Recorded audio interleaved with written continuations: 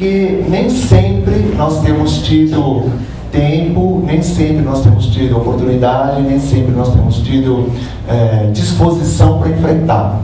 E logo que o professor Silas falou, Marcos, a ideia é que você venha para estar um momento com o pessoal da licenciatura e depois um momento na Semana da Educação Física com os colegas também do bacharelado e aí, daqui a pouco também com o pessoal da licenciatura. Então eu pensei que este assunto vai abarcar aquele professor, aquela professora que trabalha com a ginástica para idosos, aquele professor, aquela professora que trabalha no spa, aquele professor, aquela professora que trabalha como personal trainer. Então é um tema bastante amplo, que nós batizamos de pedagogias do corpo. E aí tem esse subtítulo, malhação ou alienação, no formato de pergunta, para que lá no final a gente possa conversar sobre o assunto, vamos fazer uma série de problematizações, a gente possa conversar sobre o assunto e que cada um vá com a sua conclusão, com a sua resposta para casa, ou para suas outras atividades. Eu gostaria bastante se a gente ficasse descontraído, até porque em alguns momentos as questões vão ficar um pouco pesadas para nós, mas que lá no final a gente possa, entre vocês ou conosco, debater, sem nenhuma intenção de convencer ninguém, sem nenhuma intenção de dizer o que você deve pensar. Tá? A ideia é muito mais lançar questões. E nós escolhemos a seguinte organização. O nosso objetivo, se a gente pudesse resumir ao máximo, seria desnaturalizar, desestabilizar concepções ou representações já legitimadas. Então a gente aprendeu, ao longo da nossa experiência, ao longo da nossa vida, cada um de nós aqui aprendeu uma série de noções da educação física, uma série de noções sobre o corpo, e essas noções se tornaram cada vez mais cristalizadas. Hoje aqui, a nossa intenção, eu vou tentar fazer isso, é desestabilizar um pouco, desnaturalizar um pouco. Ajudar a gente a pensar de onde vêm essas noções e por que essas noções funcionam dessa maneira, o que elas estão operando. Para fazer isso, vocês verão que a gente vai trabalhar com imagens, lançando provocações. Lá no meio do tempo, eu vou trabalhar com alguns conceitos a partir do campo teórico do pós-estruturalismo. Eu não quero ficar aqui me alongando nessas questões teóricas, mas vocês verão que eu vou usar como autor principal Michel Foucault. Michel Foucault foi um autor que tem cada vez mais sido lido também pelos professores e professoras de educação física, porque ele vai nos ajudar a entender um pouquinho o corpo que nós temos hoje. Então, a ideia é recorrer a alguns conceitos do Michel Foucault para discutir como que as pedagogias do corpo têm entrado em ação. E vocês verão, gente, que pedagogias do corpo, elas às vezes estão nas novelas. Pedagogias do corpo às vezes estão na revista Boa Forma. Pedagogias do corpo às vezes estão no Globo Repórter. Pedagogias do corpo estão todos os dias de manhã em algumas emissoras de rádio, em alguns programas de televisão. E claro, nós professores sempre trabalhamos com crianças, jovens ou adultos, em qualquer campo de atuação, estamos promovendo pedagogias do corpo. Exagerando um pouquinho, eu poderia até dizer que neste momento agora, neste ambiente, a gente está promovendo uma certa pedagogia do corpo.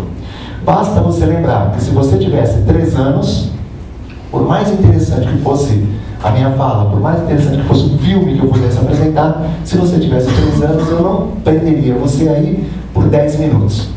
Alguma coisa aconteceu com você, alguma coisa aconteceu comigo, que nos tornou capazes de permanecer aí controlado. É isso que Foucault vai nos ajudar a entender. Então, nós vamos buscar em Foucault alguns elementos para estudar essas questões. E já no campo das provocações, já começando com a nossa análise, eu vou contar para vocês uma coisa. Claro que a maioria das pessoas aqui são muito jovens, mas há pessoas aqui na sala que têm mais ou menos a mesma faixa etária que eu. E há algumas pessoas aqui na sala que têm mais ou menos a mesma faixa etária que eu, mas não têm cabelos brancos. Então, olha lá, o que será que aconteceu? Por que será que algumas pessoas, em torno dos 40 e poucos, ou quase 50, não têm cabelos brancos? Essa é uma questão que a gente vai tentar responder depois de toda a nossa fala. E aí você deve estar pensando assim, mas que bobagem, não tem cabelo branco porque pinta. Que bobagem, não tem cabelo branco porque geneticamente, aconteceu alguma coisa. Você verá que não é tão simples assim. Você verá que algumas coisas aconteceram para que esses cabelos brancos fossem disfarçados. Alguma coisa aconteceu que levou, neste momento que nós estamos vivendo agora, eu estou me referindo, né, ao final do século XX, começo do século XXI, para que a gente mexesse nos nossos cabelos, evitando que eles ficassem brancos. Então, o que nos leva a fazer isso? Né? E você verá que não é sua vontade, não é sua autonomia, que são palavras que não combinam com a teorização Foucaultiana. Né? Foucault vai dizer que ninguém que é autônomo para nada. Basta você ver, e você poderia ter vindo aqui hoje vestido com qualquer traje. Ninguém ia te discriminar, mas a maioria de nós veio mais ou menos parecido. E se vocês todos fossem alunos de Direito, vocês veriam que eles estariam vestidos, muito provavelmente, com outros trajes. E se vocês todos fossem alunos das áreas médicas, muito provavelmente vocês estariam vestidos por outros trajes, mesmo sem ter uma ordem explícita para isso. O que leva o aluno de Direito a ir à faculdade, muitas vezes com o seu terno e gravata, o que leva o aluno de Educação Física a ir à faculdade com o seu agasalho esportivo ou sua roupa de atividade física, o que leva o aluno das médicas, e muitas vezes, mesmo que a aula seja teórica, às vezes ele vai vestido de branco. Então, lá, o que leva as pessoas a fazerem isso, gente? Passa muito longe da autonomia, da escolha, da opção, como alguns discursos gostam de nos convencer. É mais ou menos isso aí que a gente vai discutir. E como nós, como professores de Educação Física, vamos atuando nessa direção. Vai dar trabalho. Então, lá. Estamos aqui, né, olhando para o celular, e se fosse um diálogo, como é meio palestra, não dá para fazer muito diálogo, eu iria perguntar para vocês. Normalmente, quando o Edson Celular é chamado para fazer um papel numa novela, normalmente ele faz papel de quê? Do quê? De galã, o que mais? Sedutor, o que mais? Que posição social normalmente ele ocupa nessas novelas? Rico. E quando o nosso querido Matheus Nascimento, quando ele é chamado, que papel ele faz? Então eu posso dizer para você, olha, existe um corpo de rico, volta, existe um corpo de rico, ou posso dizer para você, existe um corpo de pobre. Estaria correto dizer isso? Não. Alguma coisa acontece conosco que, se nós assistirmos, gente, os dois excelentes atores, ninguém está falando da competência profissional deles, né? Nós estamos pensando no diretor que faz o convite. Alguma coisa acontece conosco que, se nós víssemos o Matheus trabalhando num papel de um executivo de sucesso, como foi a última novela que o Edson Celular trabalhou, a gente ia meio que estranhar. Em contrapartida, se a gente visse o Edson num papel de João Grilo, no Alto da Compadecida, a gente ia falar, nossa, não está combinando. Quer ver uma coisa bem interessante? Você assiste um filme, gosta muito do filme, e lá nesse filme ele é representado por uma série de atores. Aí você compra o livro, porque gostou do filme. Ao ler o livro, a tua tendência é atribuir aos personagens o mesmo corpo dos atores. É mais ou menos isso que acontece com quase todos nós. Nunca nada é geral, aqui, tudo bem? Nunca estou generalizando. Mas vamos supor que seja o inverso. Você lê o livro e, durante a leitura do livro, você vai corporificando os personagens. Aí um belo dia sai o filme. Aconteceu isso comigo, por exemplo, no Código da Vinci, né, O Caçador de Pipas. Quando você vai ver o filme, quem já leu o livro antes, não combina. Nossa, por quê? Ao ler o livro, você foi produzindo o corpo dos personagens de forma diferente que o diretor fez. Tudo bem? A escolha pelo Edson Celular ou a escolha pelo Matheus leva em consideração elementos mais profundos do que a simples performance, a simples habilidade de representar os papéis. Tudo bem, gente? Daqui a pouco eu vou voltar nessa questão. Vamos adiante? E agora vocês estão vendo uma outra pessoa, né? E o último papel que ela fez numa novela importante, vocês lembram, imagino que vocês lembram, né, qual foi? Foi em 2011. E nessa novela, assim como em tantas outras, a Cristiane sempre fez um papel um pouco diferente dessa outra pessoa agora. Não é verdade? É ou não é, gente? A do Moraes, ela nunca faz os mesmos papéis que a Cristiane faz. E a Cristiane nunca faz os mesmos papéis que a do Moraes faz. Acontece que nós já naturalizamos isso. Recentemente, o Lázaro Ramos tem sido chamado para fazer papéis de arquiteto, para fazer papéis de artista, para fazer, mas o Lázaro Ramos também já foi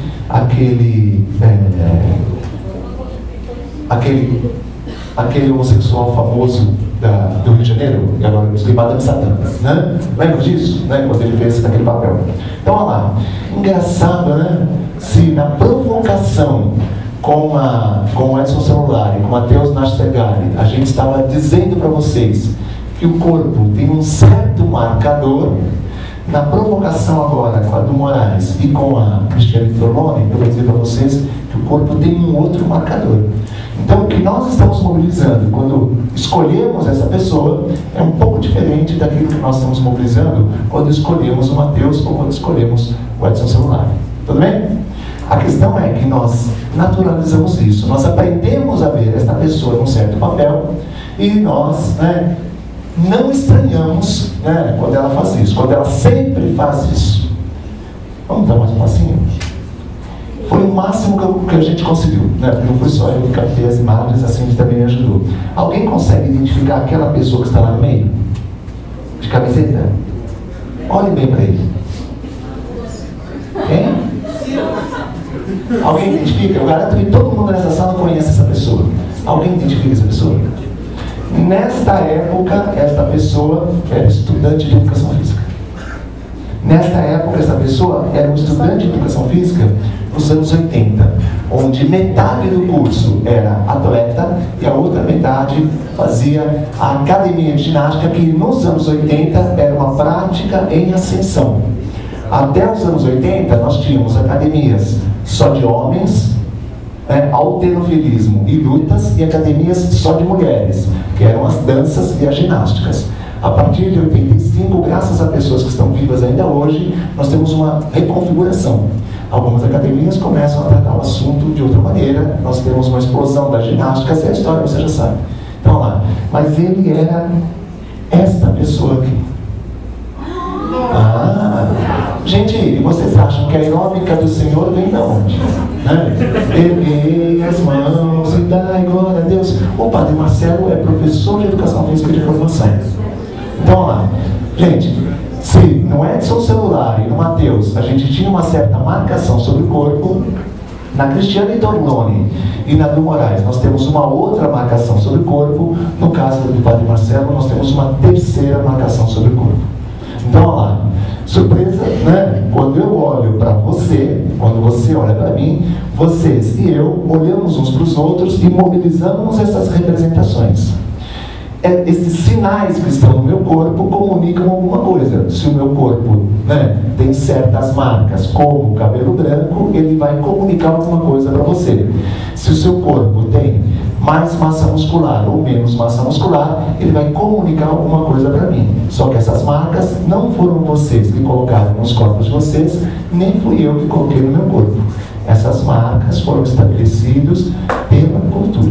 Tudo bem? Mais adiante a gente vai discutir. Vamos avançar mais um pouquinho para ver mais uma marca. Se eu perguntar para vocês quem é esta pessoa à esquerda, vocês vão me dizer o quê? O que vocês podem falar sobre ela? Falem coisas sobre ela a partir da leitura que vocês estão fazendo desse corpo. Tailandês. Que mais? Lutador de sumô. Que mais? Gordo. Que mais? Agora, olhando a pessoa que está à direita, vamos olhar a pessoa que está à direita. O que vocês estão enxergando nela? É uma moça. Que mais?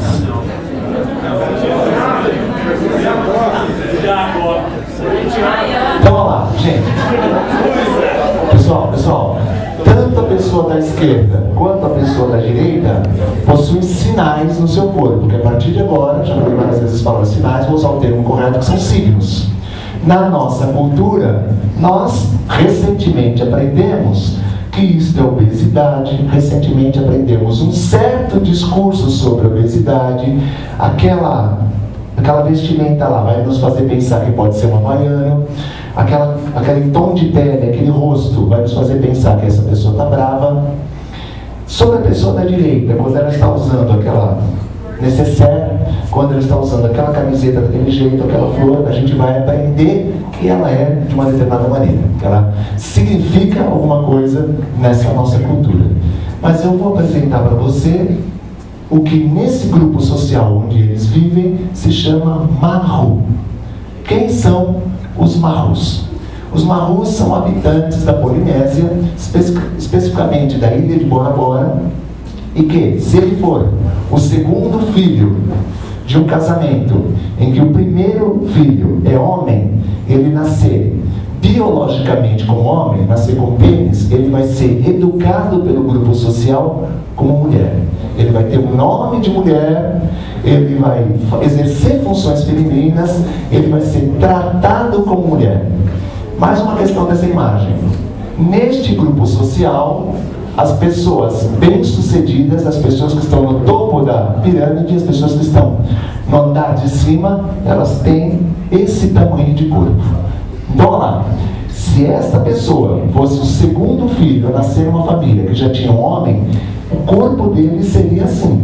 Se esta pessoa fosse o primeiro filho a nascer numa família, né, de posses, o corpo dele seria assim. Estamos entendendo, gente?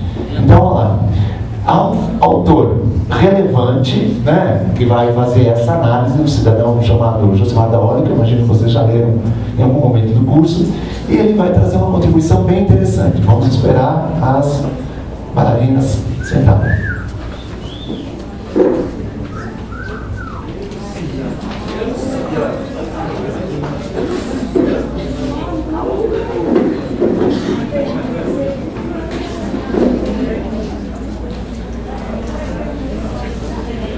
Então, olha lá, voltando.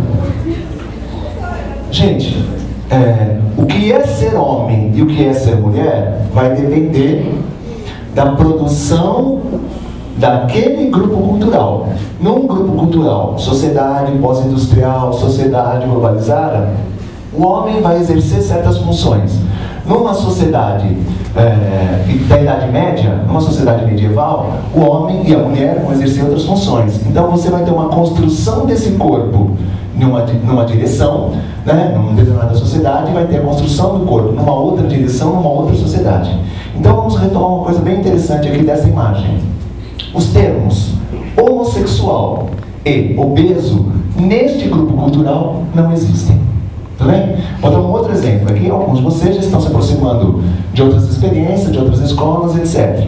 Então, olha lá, só para ter uma ideia, né? Vocês terem uma ideia bem interessante. Alguém aqui já ouviu falar do TDAH, né? Transtorno de déficit de atenção e hiperatividade, que a gente tem acusado algumas crianças de terem TDAH.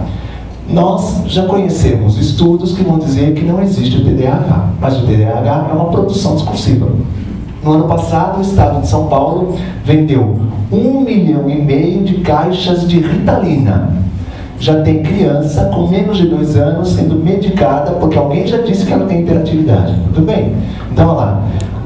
Há uma produção discursiva sobre estresse, há uma produção discursiva sobre TDAH, há uma produção discursiva sobre obesidade, há uma produção discursiva sobre as relações homoafetivas, e a gente vai produzindo essas pessoas nesse contexto. Indo adiante, vocês verão algumas fotos de Mahus, né? Essa é uma Mahu. Mais uma, por favor. Jorge. Essa é outra Mahu. Então, olha lá, nesta sociedade são vistas como mulheres, são produzidas como mulheres. E se a maioria de nós aqui as encontrasse, olharia esse grupo de forma estranha. Agora, se você pertencesse a essa sociedade, você iria construí-las como mulheres. Tudo bem? Agora, a surpresa do assunto. Porque essa visão, ela é sempre um pouco sexista. Nós vamos apresentar para vocês 2 outras imagens. Vamos lá? Esta e a seguinte. O que vocês teriam a dizer sobre essas 2 pessoas? O que vocês acham dessa pessoa? A partir dos signos. Olha o cabelo, olha ali o bigodinho ralo. Volta, Pedro. Obrigado. Olha lá. Olha o rosto. Parecem pessoas que a gente convive, parecem pessoas próximas, né? Tem um rosto que é até um pouco semelhante. vocês estão diante de habitantes da região norte da Albânia, que lá recebem o nome de Bruxnas. Lá, a sociedade ainda é distribuída, organizada em forma de clãs. Só que somente os homens herdam a liderança do clã. Quando tem uma filha, às vezes ela é educada, se ela não se casar, né, ela vai ser educada como homem para ter um papel masculino. Pode ver que ela está segura da foto de quando ela era criança aqui. Então, as bruxas são mulheres vistas como homens, socializadas como homens. Por isso que a imagem seguinte chama muita atenção. E alguém aqui já deve ter estudado, ou já deve ter aprendido, ou já deve ter visto casos que mulheres não gestantes, mulheres que não deram à luz, são capazes de amamentar. Já ouviram falar nisso? Ouviram? Já ouviram isso? Ótimo. Então, olha lá. Gente, dependendo da sua posição na cultura, dependendo da sua posição no grupo social, pode ser que as características masculinas, né, fiquem evidentes. E antes das colegas chegarem, eu estava citando o Josimar Daolio. E o Daolio vai se fundamentar num antropólogo importante chamado Clifford Geertz, e ele vai dizer uma coisa bem legal. Ele vai dizer assim, olha, com exceção do nascimento, para quem nasce de parto natural, não para a mamãe, nem para a família, para o bebê, com exceção do nascimento, para quem nasce de parto natural, o resto é tudo cultural. Você vai me dizer, mas Marcos, eu tenho fome, eu tenho sono, eu tenho vontade de ir no banheiro, mas observa, por que será que a maior parte, para não dizer todas, as propagandas de iogurte para facilitar o trânsito intestinal são protagonizadas por mulheres? Só as mulheres têm problema de trânsito intestinal? As meninas aqui vão dizer muito bem que quando eram pequenininhas, o papai, a mamãe, os familiares diziam, olha, não use o banheiro em qualquer lugar. Algumas mulheres, quando viajam, quando saem de casa, elas não conseguem ir ao banheiro. Surpresa, os homens não. Os homens fazem, né, principalmente xixi até na rua, em qualquer canto. Existem algumas brincadeiras masculinas, como por exemplo, pular cela, né? Onde eu moro chamava estreia nova cela. Que aí tem uma parte lá que alguém fala, bombeirinho, tem que sair todos os meninos lá para fazer xixi ali na parede. Quem não fazer xixi vai ser lá. Conhecem essa prática? Bom. Nunca viram isso? Gente, vamos mudar a aula agora. Gente, unha de gavião, pastelão quente, bife com uma batata, não conhecem isso? Não, mas Caroeira, Preciso dar aula prática. Bom, indo adiante. Estes marcadores que nós viemos conversando com vocês são marcadores sociais. E nós escolhemos para conversar com vocês, ali rapidamente, os marcadores sociais. Em primeiro lugar, o Edson Celulari e Matheus Nastergalli, marcadores sociais de classe. Em segundo lugar, com a Cristiane Torlônia do Moraes, os marcadores sociais de etnia. Em terceiro, com o Padre Marcelo, os marcadores sociais de religião. E em quarto, né, com as bruxas e com os marrus, os marcadores sociais de gênero. Escolhemos os 4 principais. Mas tempo de escolarização é um outro marcador social, ocupação profissional é um outro marcador social, local de residência, moradia, espaço geográfico é um outro marcador social. Mais ou menos assim. Diga-me onde você mora, diga-me com quem você anda, diga-me o que você vive, que eu vou te dizer como é o seu corpo. Surpresa, nesta perspectiva que nós estamos trabalhando, ninguém aqui tem o corpo que tem, porque o nosso corpo é construído culturalmente. Vou lhes dar um exemplo. Eu tive a felicidade, quando criança, de conhecer a minha avó, que era a que cuidava, né, de mim e dos seus irmãos, e dos meus irmãos. E aí, a minha avó tinha uma verruga na cara. Eu lembro de ter visto as fotos da minha avó, quando ela era jovenzinha, ela tinha aquela verruga na cara e tinha até uns 2, 3 cabelinhos. A gente ficava no colo dela e ficava brincando com a verruga dela. Eu pergunto, se ela tivesse hoje 18 anos, ela teria essa verruga? É isso, né? Então, olha lá, quem está mais perto, ou quem já me conhece, percebeu que eu estou usando aparelho. A primeira vez eu fui usar aparelho agora de velho. Eu usei aparelho porque, gente, o dentista que eu estava frequentando, eu comecei a ter uma série de inflamações na boca, e ele falou assim, olha, você vai perder os dentes. Eu falei, por quê? Os seus dentes estão irregulares, e aí a mastigação, você vai perdendo tecido ósseo, você vai cair os dentes. Aquilo me deu um medo, eu corri para tentar arrumar a boca. Aí comecei a me sentir mal. Nossa, um cara da minha idade, usando aparelho. Aí um belo dia eu encontrei com uma professora, que tinha sido minha professora, muito mais velha que eu, ela também estava de aparelho. Aí eu fiquei tranquilo. Então lá, gente, o que me levou a usar o aparelho, o que me levou a pensar de mim aquilo que eu estava pensando, o que me levou a ter conforto quando eu vi aquela professora fazendo isso, são os significados que estão em circulação. Então, hoje é pior, né, você perder os dentes do que você usar o aparelho. Então é uma opção que você vai fazer. Eu vou preservar os dentes, mas vou ter que usar o aparelho.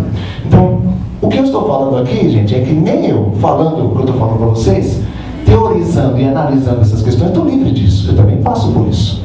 O Foucault não se preocupou em vou explicar para vocês como funciona para que vocês possam se libertar. Não. Vou explicar para vocês como funciona para que vocês entendam o que está acontecendo. Esse foi o compromisso dele. Uma outra questão interessante, então, é que nós, graças a um conjunto grande de vivências, a um conjunto de conteúdos que a gente acessa através dos discursos e a um conjunto de experiências estéticas, vamos construindo a nossa identidade corporal. Os colegas aqui da faixa etária dos 40, dos 45, já devem ter vivido a seguinte situação. Claro que muitos de vocês aí não sabem disso, né? Talvez lembrem de quando eram pequenininhos. Você, aos 40, 45 anos, vai olhar o seu álbum de fotografias, de quando você tinha 18, 19 anos. E aí você vai falar, nossa, mas olha o meu cabelo, olha a roupa que eu usava, olha a cor da minha roupa. Gente, quando você se vê há 20 anos atrás, você acha que é outra pessoa, você se acha estranho. Aquilo que você achava bonito naquela época é diferente do que você acha agora bonito. Não foi você que mudou, gente. Foram as representações sobre as questões. Então, por exemplo, durante os anos 80, os rapazes usavam um tipo de cabelo. Quer ver uma coisa bem legal? Durante os anos 80, ninguém deixava barba. E se você observar hoje, né, muitos rapazes deixam a barba. Então, olha lá. Deixar a barba nos anos 80, iam te confundir com Lula. E eu falar, ah, mas é o Lula, né? Eu lembro de estar na escola, um garoto um pouquinho mais envolvido, deixou a barba, o professor falou, está parecendo Fidel Castro, amanhã não vem com essa barba, né? Então, olha lá, era uma discriminação com relação ao uso de barba. Em compensação, nos anos 80, os professores fumavam na sala de aula. Eu fiz faculdade nos anos 80, os professores fumavam dando aula, e os alunos também fumavam, tudo bem? Então, olha lá, gente, se fumava dentro do avião.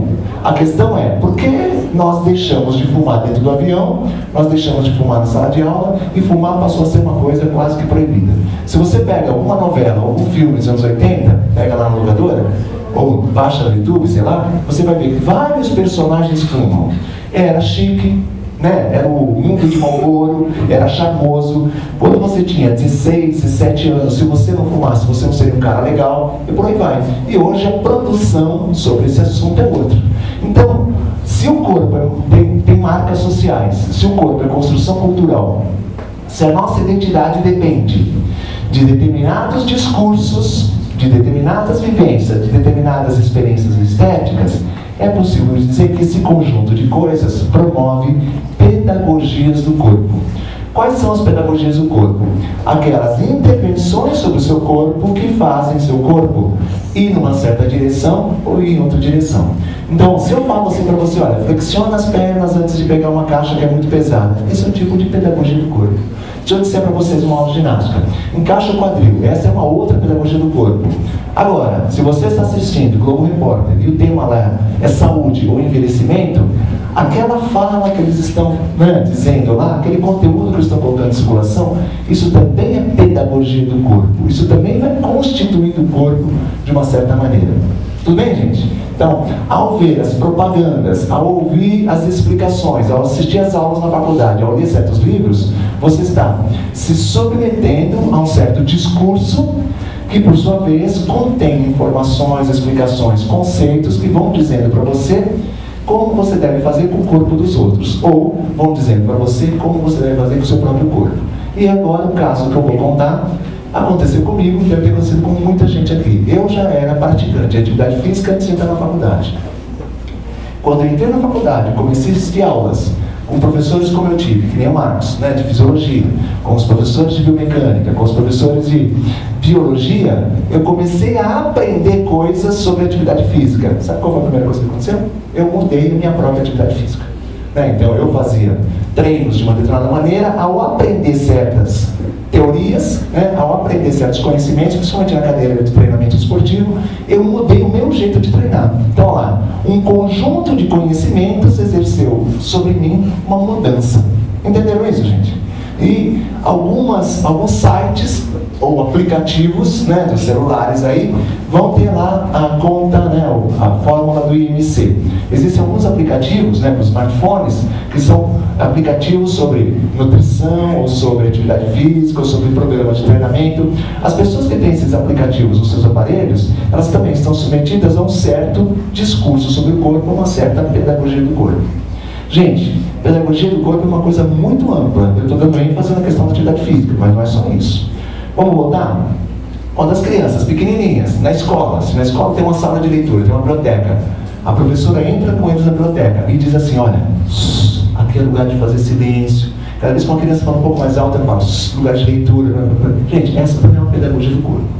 Um culto religioso tem um poder danado de construir o corpo do crente, da pessoa que está lá, naquela prática religiosa, de uma forma muito eficaz. O Foucault estudou as prisões, as fábricas, as escolas, não à toa, os hospitais, porque essas instituições, elas são eficientíssimas na produção de um certo tipo de corpo, e nós daqui a pouco vamos chegar aí. Tudo bem até agora, gente? Tudo bem? Tranquilo? Muito bem. Só que isso tem uma história. E neste momento eu estou influenciado por um livro da professora Carmen Lúcia Soares, que ela vai discutir esse assunto que eu estou colocando para vocês, e o livro se chama Imagens do Corpo e Educação. E ela vai dizer como, ao longo do tempo, determinadas pedagogias do corpo foram aparecendo, foram se instaurando como verdades. Isso, que eu surpreendi alguns de vocês contando que na faculdade de educação física os professores fumavam, os alunos fumavam, isso causa surpresa agora, mas há 30 anos atrás não trazia surpresa nenhuma. Como é que esse discurso da saúde se estabelece com essa força danada? Bom, a professora Carmen Lúcia Soares, nesse livro, ela trabalha com imagens. Nesta imagem, por exemplo, ela vai dizer, olha, estes são os funâmbulos. Aqueles grupos de pessoas, hoje a gente poderia dizer que são artistas mambembes, que circulavam durante a Idade Média, circulavam as feiras e se apresentavam. Desde aquela época, estes artistas, esses artistas incipientes, esses artistas bastante precários, eles já eram produzidos de forma negativa. Já era uma população um pouco marginalizada. Alguém aqui talvez tenha assistido aquele filme impressionante chamado O Homem-Elefante, que era um homem que teve uma doença grave, e aí, como o corpo dele se deformou, ele ficou quase com uma aberração, ele era enjaulado. Então, o circo era o lugar da mulher barbada, o circo era o lugar da pessoa super obesa, o circo era o lugar dos anões, aquelas pessoas que se diferenciavam.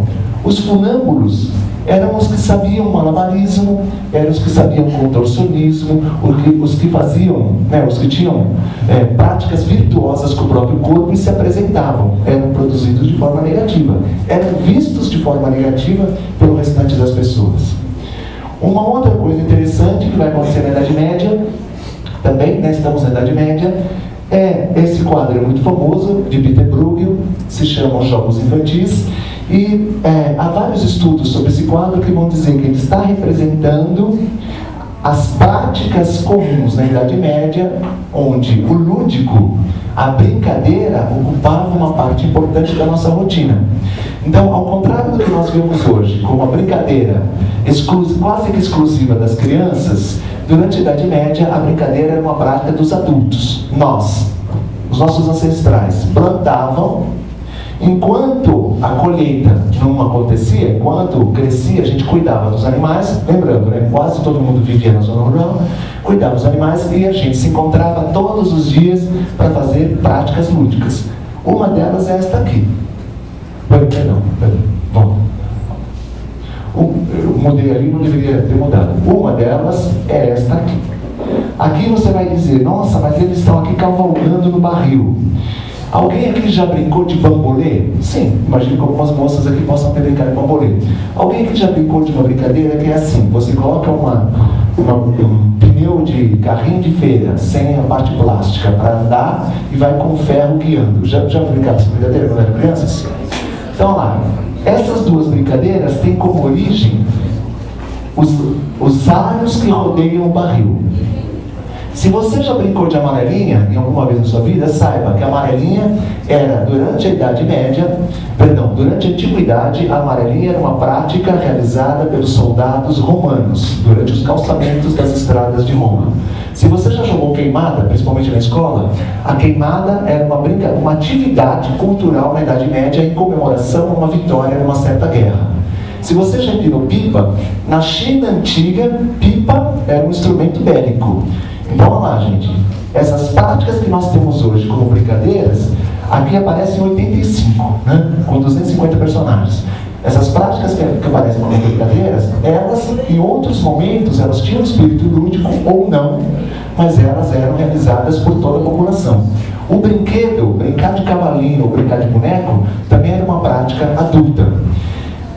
Segundo Felipe Arrier, que é o historiador disso que eu estou contando para vocês, a gente só deixou de brincar com a industrialização, onde as práticas lúdicas ficaram quase que exclusivas das crianças, porque os adultos ficavam uma parte grande do tempo, né, trabalhando para os outros, né? Então, é um outro desenho social. Bom, estamos então, gente, com o funambulismo, com as práticas lúdicas, e vai aparecer, já na modernidade, os primeiros estudos sobre o corpo. E a Carmen Lúcia vai nos ensinar dizendo, olha, os primeiros estudos foram a partir da anatomia. E aí nós todos, né, fomos influenciados por uma anatomização do corpo. Os primeiros estudos de anatomia, nesse caso este é de Leonardo da Vinci, os primeiros estudos de anatomia tentavam descobrir, né, a função dos órgãos. Para que serve isso, para que serve aquilo, para que serve aquilo outro.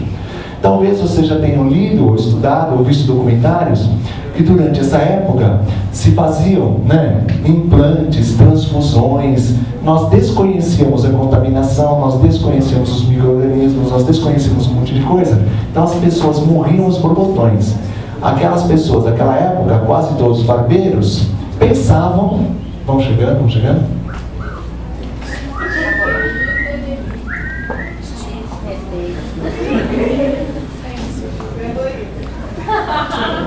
Os, entre aspas, cirurgiões daquela época pensavam que se a gente pegasse, né, um braço de uma pessoa que tinha morrido e instalasse esse braço numa pessoa que tinha perdido o braço num acidente qualquer, que essa pessoa iria ter movimentos e por aí vai. Então a contaminação é uma coisa, vocês estudou isso, né, Marcos? É uma coisa... Né?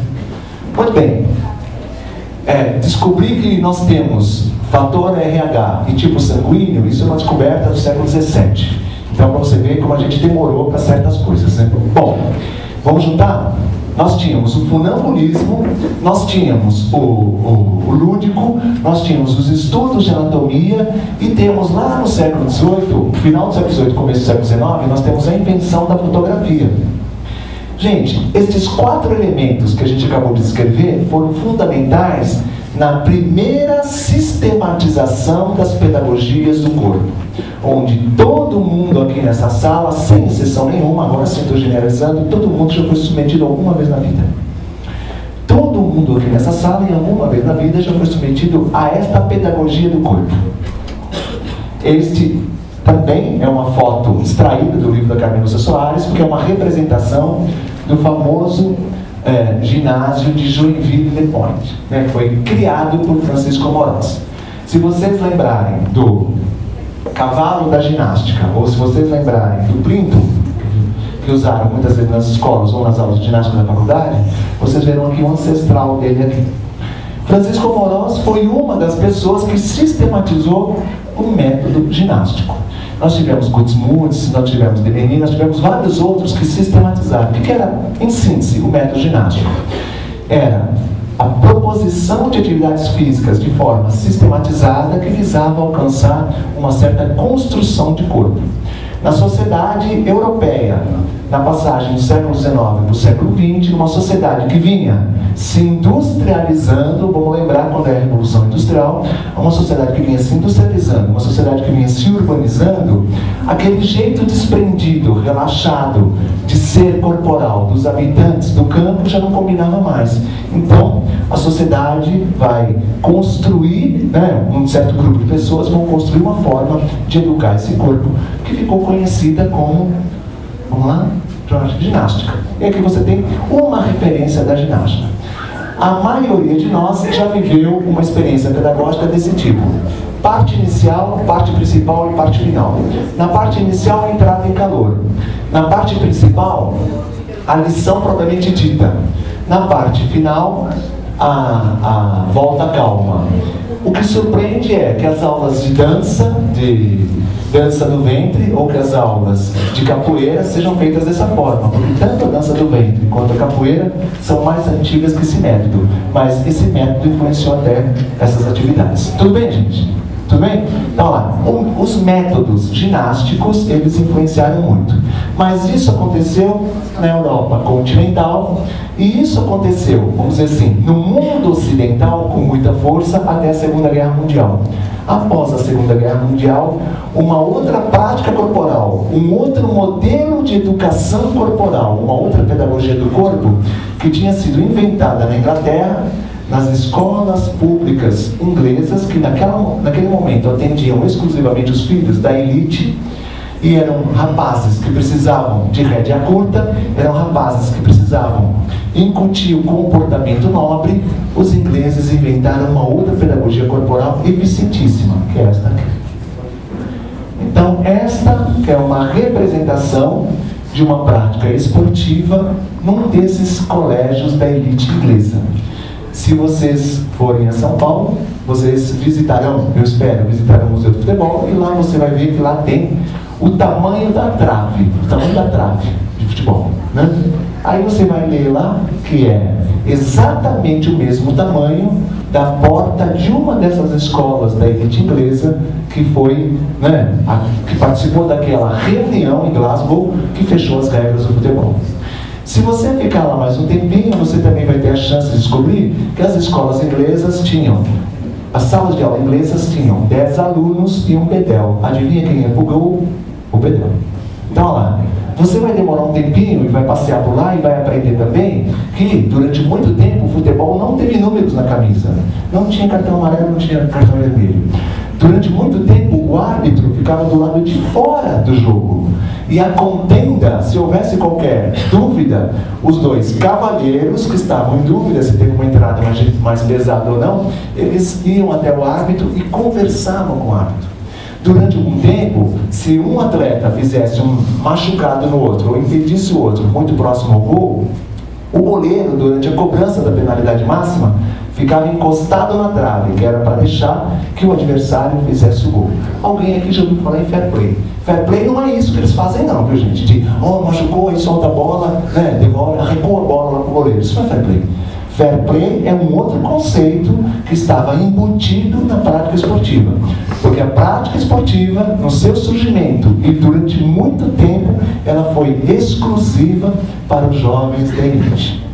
O Vasco, no Brasil, foi um dos primeiros clubes a inscrever jogadores analfabetos e jogadores negros. Se vocês estudarem um pouquinho essa questão, vocês vão saber que tanto o Fluminense quanto o antigo paulistano proibiram a prática de futebol para não sócios e para jogadores negros. Alguns só puderam participar das equipes se fossem maquiados com pó de arroz. Então, olha lá, gente, não tem santo, tudo bem? Não tem santo. E essa pedagogia, vamos lá? Essa pedagogia, ela vai se consolidar nessa pedagogia esportiva, essa pedagogia do corpo baseada no esporte, ela vai se consolidar durante o século XX. Por quê? Vivemos num desenho social que vai valorizar o mérito, valorizar, entre aspas, a igualdade de condições, valorizar, entre aspas, as mesmas regras para todos. Pena que isso é uma conversa para boi dormir, porque se você estudar um pouquinho sobre as histórias das Olimpíadas, você vai perceber que normalmente os países econômicos, com melhor situação econômica, acabam ganhando os Jogos Olímpicos. Então não há igualdade de regras e de condições para todos. Então tem outras coisas aí por trás para a gente estudar. Bom, mas nada como um dia depois do outro, nós estamos agora vivendo um outro momento, gente, uma outra pedagogia do corpo, que é esta representada aqui por essa pessoa, né? Ou por essa pessoa seguinte, tá? Então agora nós estamos num outro momento, uma outra pedagogia do corpo. Se o corpo da ginástica e o corpo do esporte foi chamado pelos autores como corpo-máquina, este novo conceito agora, pode voltar, por favor, pode voltar.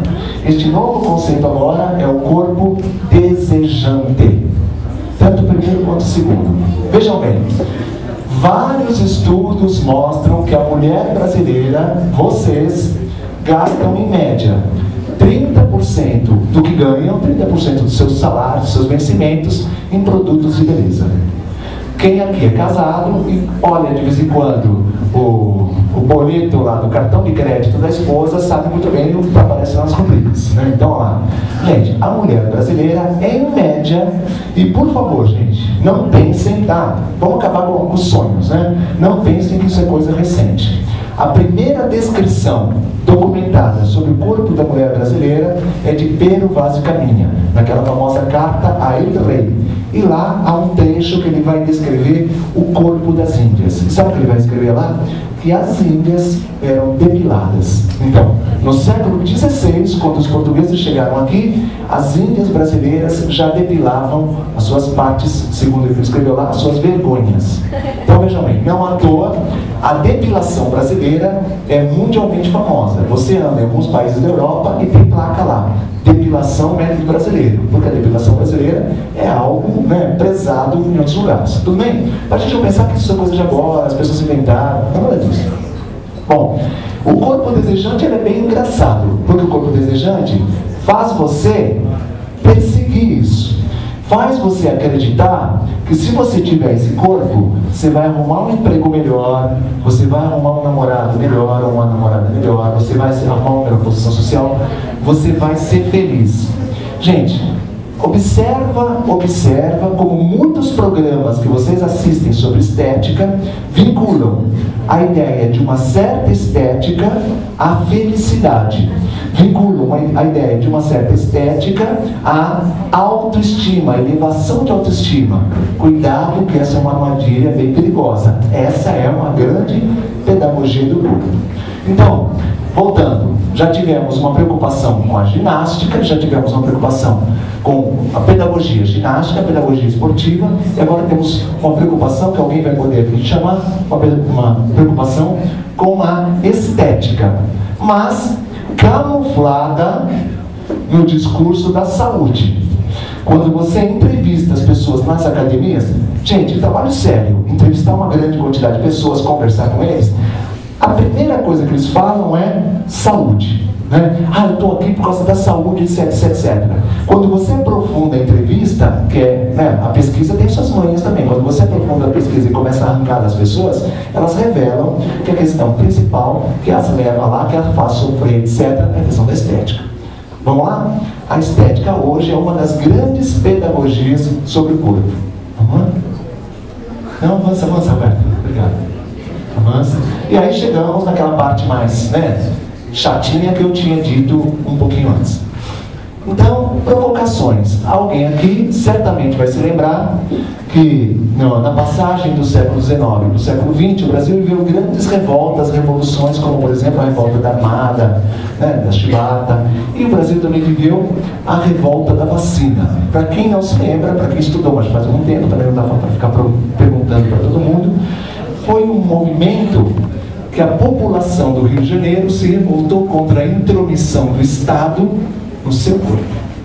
Hoje, para você matricular uma criança na creche, hoje, aqui em Minas, para você matricular uma criança na creche, você precisa apresentar carteirinha de vacinação. Então, lá, passou de ser uma coisa que a população negava a ser uma coisa que a população passa a aceitar sem lutar. Mas, recentemente, começaram a aparecer outras vacinas, como vacina contra a gripe, etc. Agora tem gente pagando para se vacinar dessas coisas. Então, olha lá, passou de ser uma coisa que a população negava, passou a ser, o vírus se tornou uma coisa que as pessoas aceitam, e agora passou a ser uma coisa procurada pelas pessoas. O Foucault, gente, vai discutir, por exemplo, esse caso. O Foucault, não o caso da revolta da vacina especificamente, mas o Foucault vai discutir um pouquinho essas questões. E o Foucault vai dizer que durante a Idade Média, quando você cometia algum delito, aprontava alguma coisa, o poder na mão do senhor feudal ou da nobreza, ele era um poder, destruidor. Ele pegava você, te colocava em praça pública, pendurava, te enforcava, cortava a sua cabeça, e as pessoas iam lá para assistir isso. Esse era o poder soberano. Você não tinha obrigação de seguir as regras sociais, a não ser que você fosse pego. E quando você era pego, você era destruído. Havia uma prática bastante comum na Idade Média, que era amarrar uma corda e um cavalo numa mão, num braço, no outro braço, na outra perna, e estraçalhar a pessoa em praça pública. Então ela cometeu um assassinato, ela era estraçalhada. Era julgada de forma sem direito a nada. Vocês já imaginam como eram as coisas. Mas, de repente, essas pessoas que eram os trabalhadores de então, elas começam a sair das suas lavouras, daquela relação que tinham com o senhor feudal, que vocês já estudaram, do feudalismo e das suas práticas, do jeito que eles funcionavam. Elas começam a sair daquela relação e migrar para as indústrias.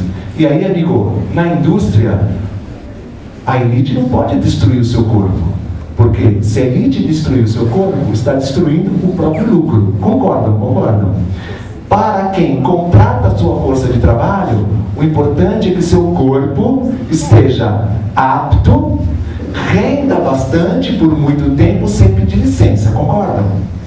Quando vocês ouvirem a palavra ginástica laboral, começa a pensar nisso que eu estou falando agora. O que é a ginástica laboral? Ah, já sei, uma coisa muito boa que o seu patrão está fazendo pensando em você. Gente, Então, olha lá, surpresa. O que o Foucault vai estudar? Naquele livro imperdível chamado Vigiar e Punir. O Foucault vai estudando como que o poder soberano deixa de ser um poder soberano e se transforma num poder disciplinar. O que é disciplina? Disciplina é algo que você tem aqui dentro. Disciplina é algo que você tem e você autorregula as suas ações. Você acorda para ir trabalhar porque você espera, você trabalha na cama, mas você espera que depois daquele mês trabalhando, você receba o retorno, que é o salário, etc. Você vem para cá para estudar e se submete a ficar na cadeira, a ler os textos, a fazer as provas, a pagar, etc, etc, porque você espera que lá no final haja uma troca. Você ganha diploma, você vai ter uma ascensão social, você vai ter um emprego melhor, você vai ter um reconhecimento dos familiares, dos colegas. Então, olha lá, gente, você já não precisa mais de alguém te vigiando. Você já se autorregula. Uma prática bem interessante é a seguinte. O uso dos talheres, garfo, faca, coisa do estilo, colher, o uso dos talheres tem aproximadamente 300 anos. Hoje, o uso dos talheres, no nosso grupo social, vamos dizer assim, classe média baixa, classe média, classe alta, etc., no nosso grupo social, ele já é hegemônico. É muito mais gostoso comer com a mão. É muito mais gostoso pegar a comida com a mão. Mas às vezes você está sozinho em casa, alguns de nós até põem a mesa e alguns de nós comem com garfo e faca. Então, olha lá, estranho. Como isso se tornou hegemônico? Quer ver uma outra coisa? Tomar banho, gente, foi uma prática religiosa e restrita aos grupos da elite. Só para vocês terem uma ideia, o buquê da noiva, a história do buquê da noiva era porque a noiva estava tão suja, mas tão suja, as noivas iam tão sujas, mas tão sujas, mas tão sujas, que uma maneira de esconder a sujeira era usar um buquê, para esconder a sujeira das mãos, porque o resto estava tudo coberto pelos tecidos. Gente, então olha lá, essa coisa de tomar banho todos os dias, tomar banho 2 vezes por dia, tomar banho, é uma prática de higienização do corpo muito recente. Assiste TV com um pouco de cuidado e fica observando. pelo menos nos canais abertos, pelo menos naqueles que passam em São Paulo, são os mesmos que passam aqui, a quantidade de propagandas de escovação de dente que acontece. Toda hora tem lá um dentista que parece um galã de cinema falando dos benefícios de escovar o dente com Colgate, blá blá blá. Nas escolas, a gente ensina aqui, nas escolas de educação infantil, a gente ensina escovação. Nós recebemos recentemente um grupo de professores de creche italianos lá na faculdade. Eu não falo uma palavra de italiano. E aí a gente foi fazer um acompanhamento em visitas a creches lá na cidade com eles. E tinha uma menina que sabia italiano.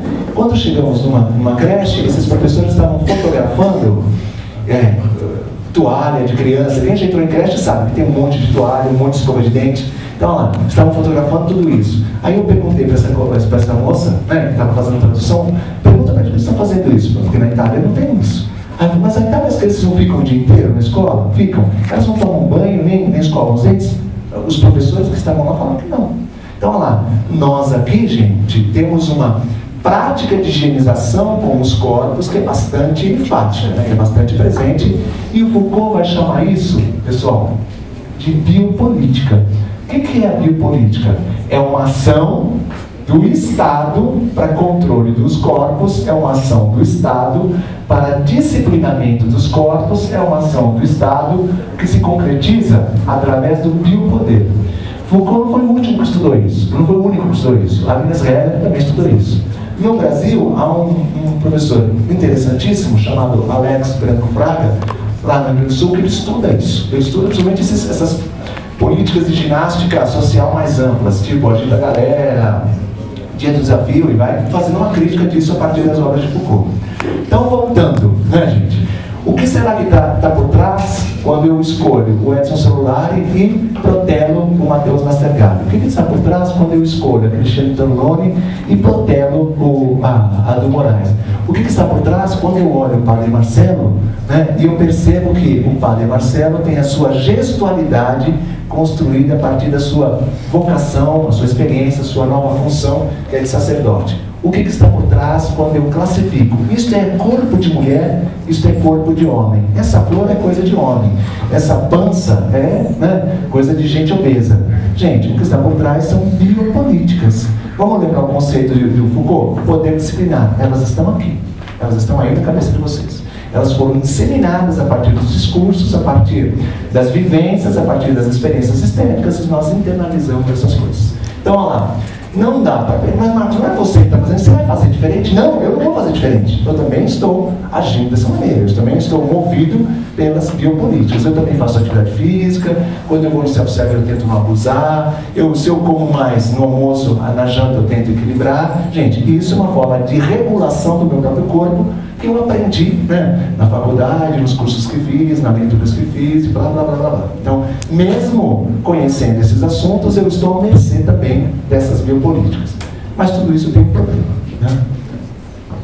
O problema é exatamente este aqui, né? Então, lá, como que essa biopolítica entra em circulação? Nós escolhemos essas três, mas poderíamos ter escolhido outras mais. E vocês todos saberiam milhares de situações para exemplificar aqui. Vamos chegando mais perto dos problemas. Conhece essa pessoa? Se vocês não sabem, ele é candidato a deputado no estado de São Paulo. Aí eu fico pensando, qual é a plataforma dele? Né? Fazer cirurgia para todo mundo, talvez, né? Gratuito, né? A questão é, gente, o discurso que está por trás da plástica. O Brasil, neste ano, ultrapassou os Estados Unidos em número de plásticas, cirurgias plásticas. Nós já somos o país do mundo que mais faz cirurgia plástica. Surpresa! Eu conheço professores na rede municipal de São Paulo, esses professores, que fizeram concurso, entraram na rede só para poder usar o Hospital do Servidor Público Municipal e fazer cirurgia mais, né, por conta do governo. Porque o Hospital do Servidor Público Municipal de São Paulo tem muita fama, né, é um hospital de muita qualidade e faz cirurgias plásticas. Então vejam bem, nós já temos gente que mexe no rosto, que mexe no seco. Eu trabalho no curso de Educação Física e durante muito tempo fazia essa discussão. Chegou uma hora que eu parei de fazer, porque eu percebi que eu tinha alunas lá, de 18, 19, 20 anos, que já tinham feito cirurgia. Então lá, eu estou falando das minhas alunas também. Surpresa, não é uma coisa que as pessoas mais idosas fazem para pagar as marcas da cirurgia. É uma coisa que os rapazes fazem para aumentar a panturrilha, é uma coisa que as moças fazem para melhorar o seio, é uma coisa que, a partir de uma certa biopolítica. Tudo bem, gente? Então não é ela que faz porque ela quer. Ela é levada pelo discurso, pelo contexto, pelas situações, pelas vivências a fazer isso aí. Mas a coisa pode ainda se recrudescer. O que está por trás de tudo isso? Vamos lá, Jorge.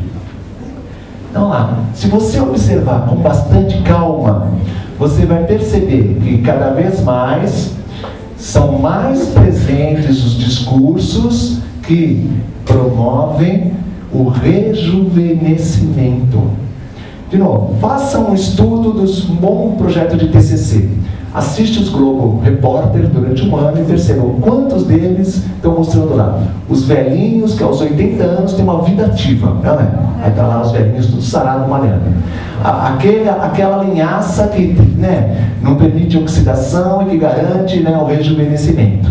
E claro, os chás, né? Então, você tem agora já uma área do conhecimento que está preocupada com isso e que está investindo milhões em pesquisas, em estudos para promover, né, o retardamento do envelhecimento. Na sociedade que nós vivemos, gente, além de você ter, né, um determinado gênero, além de você pertencer a uma determinada classe social, além de você pertencer a um determinado grupo étnico, porque são posições de vantagem em relação aos demais, você também tem que ter uma certa faixa etária. Daí um investimento tão grande das pessoas em busca da atividade física para retardar ao máximo, né, a ação do envelhecimento. E aqui tem um bom caso para vocês. Vamos lá, Jorge. Né? Chega um tempo, né? A nossa meta é ser mãe, mas ser quase igual a filha, né? Poder usar a mesma roupa que a filha, poder usar as mesmas maquiagens que a filha, ter a mesma fala da filha, ter o mesmo cabelo da filha, e serve de alguma maneira um paralelo pai e filho.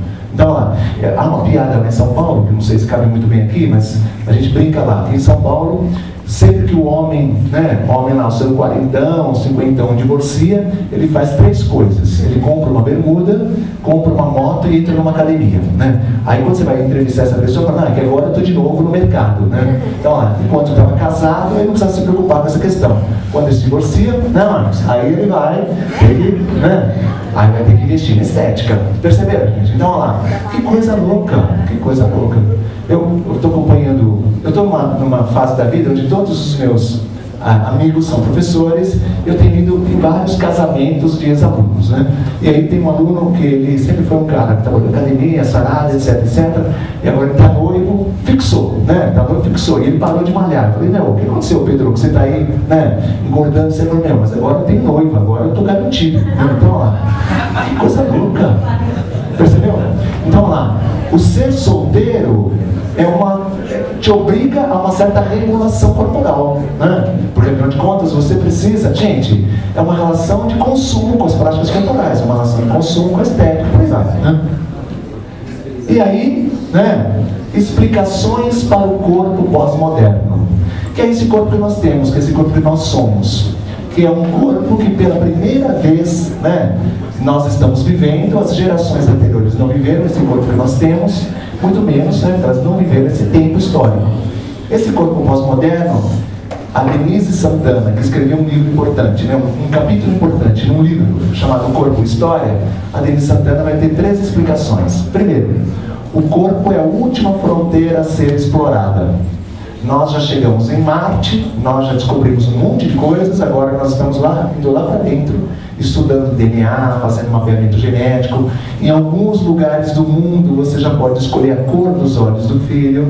Se você já assistiu aquele filme Gattaca, uma experiência genética, você já percebeu onde a gente pode chegar, né? Se você já leu aquele livro Admirável Mundo Novo, embora sejam ficções, como hoje nós temos mecanismos de regulação corporal que passam pela ciência. As pessoas, né, Marcos, que investigam genética, eles têm bolsa de pesquisa garantido, né? Quem investiga nessa área está garantido, né? Porque, olha lá, você tem muito investimento para esse tipo de estudo. Então, olha lá, a nossa autora, a Denise Santana, vai dizer, o corpo é a última fronteira a ser explorada. Cada vez mais a gente está tentando entender como o corpo funciona para poder regular melhor. Gente, tecnologias do eu. Quanto mais eu compreendo, melhor eu posso regular. Dando um exemplo muito pobre, muito humilde. A maioria de nós aqui, quando chega no self-service, monta o prato de uma determinada maneira. Pessoas não escolarizadas vão montar o prato de uma outra maneira. Por quê? Porque quando você passa pela formação escolar, você aprende, né, que os alimentos podem se dividir em reguladores, construtores, energéticos. Ao passar pela experiência escolar, você vai aprender o que é uma alimentação equilibrada. Isso não é biopolítica. Não estou discutindo se está certo ou se está errado. Estou falando como funcionam essas coisas. Então, na hora que você vai se alimentar, você escolhe isso. Hoje, os estudos sobre nutrição também estão avançando muito. Cada vez mais a gente está estudando quais são os alimentos que são mais eficazes para isso, alimentos que são mais eficazes. Quer ver uma coisa louca? Quando eu era criança, ninguém comia linhaça, ninguém comia amaranto, ninguém comia quinoa. Hoje a coisa vende que nem água. Estranho. Como é que a gente mudou uma cultura alimentar? Gente, a partir de um certo discurso sobre o corpo, de um certo discurso da saúde, por aí vai. Saúde estética, né? Misturando. Uma outra explicação para esse corpo que nós temos é pelo corpo que eu me torno presente, é pelo corpo que eu me faço representar. Eu sou o meu corpo, a minha identidade é o meu corpo. Então eu tenho um investimento danado no meu corpo, porque afinal de contas é ele que vai procurar emprego, é ele que vai arrumar namorada, é ele que vai arrumar namorado. E aí tem uma coisa bem marcante para vocês pensarem. Algumas pessoas que têm tatuagem, quando vão lá numa entrevista de emprego, às vezes cobrem a tatuagem. Ué, o que significa isso? Significa que você está apostando que se aquele seu entrevistador enxergar aquela marca que até pouco tempo atrás era representativa de certos grupos desprivilegiados da sociedade, pode ser que seu entrevistador tenha um certo preconceito. Quem aqui tem tatuagem já enfrentou a seguinte situação. Chegou em casa, ou principalmente para os avós, né, pessoas mais idosas, chegou em casa com as suas tatuagens e alguém deve ter dito assim, mas e quando você for procurar emprego? Né? Então, lá. Gente, em reunião de escola acontece uma coisa que é bem marcante. No dia, a Neiva está aí, não vai me deixar mentir. No dia que tem reunião da escola, os professores vão com uma roupa diferente. Já reparou, Neiva? Vão tudo bem arrumado, né? Estranho. Por que será que a gente quer parecer de uma forma diferente? Recentemente teve uma propaganda de refrigerante que dizia, imagem é tudo. Essa é a segunda explicação para esse corpo pós-moderno. Então nós já não valemos mais, ou tanto, ou principalmente, pelo que pensamos, pelo que fazemos, pelo que falamos. Nós já valemos pelo que aparentamos. Então é bom que eu invista na minha imagem, que eu cuide da minha imagem, porque uma parte, lembra aquela frase? A primeira impressão é que fica. E finalmente, a última explicação para o corpo pós-moderno é a seguinte, que é a mais importante, que eu quero fechar nossa fala com ela. A última explicação é, como o corpo é meu e com ele eu faço o que eu quero. Então, se há um conjunto enorme de pessoas que se submete ao poder disciplinar e que vai se vestir de uma certa maneira, vai usar certos alimentos, vai fazer certas práticas ginásticas, você tem também um conjunto enorme de outras pessoas que vai resistir a tudo isso, que vai dizer, eu não vou tomar sol, eu não vou fazer ginástica, eu não vou fazer dieta, e melhor, eu vou alterar o meu corpo, eu vou mexer no meu corpo.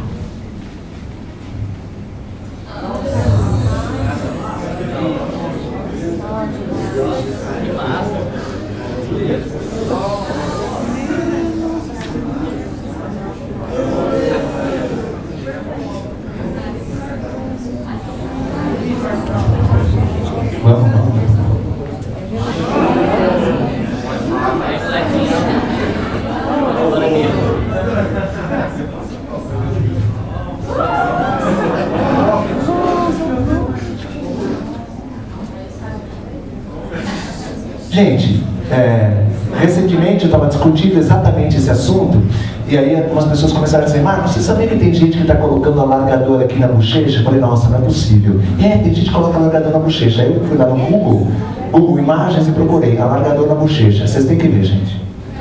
A boca fica aparecendo dente, né? Fica aparecendo dente a língua. E a pessoa consegue até enfiar a língua pelo buraco aqui da bochecha. O alargador fica aqui. Ou seja, a mãe dessa pessoa não pode mais falar, come de boca fechada, né? Buraco. Saindo aqui com feijão por aqui. Tá comendo, o feijão tá pulando. Então, olha lá, gente. E os cabelos brancos? Ainda bem que você está aí, porque esse foi o assunto da nossa conversa ontem, né? Eu comecei a nossa conversa perguntando por que algumas pessoas em torno dos 40 e poucos anos têm cabelos brancos e outras não têm, né? Gente, o que leva uma parte das moças, das senhoras que têm cabelos brancos, ou uma parte dos senhores que começam a aparecer os primeiros fios brancos, a pintar o cabelo, a disfarçar o branco com o loiro, etc, etc, não é a vontade dela. O Foucault está nos ensinando que não existe essa coisa que autonomia. Até mesmo quem faz essas alterações corporais, body modification, também faz a partir de um certo discurso, que é legal ser isso, é bom resistir, etc. Ele não faz isso sozinho, porque ele quer. Então, olha lá, os nossos cabelos brancos, eles transmitem uma ideia. Nós estamos vivendo numa sociedade em que ser jovem é muito importante. Basta você ver que a maioria das posições interessantes que há no cinema, ou nas propagandas, ou nas novelas, por exemplo, que são veículos que influenciam muito nas representações sociais, né, o cinema, as mídias de uma maneira geral, essas posições são ocupadas por gente mais jovem.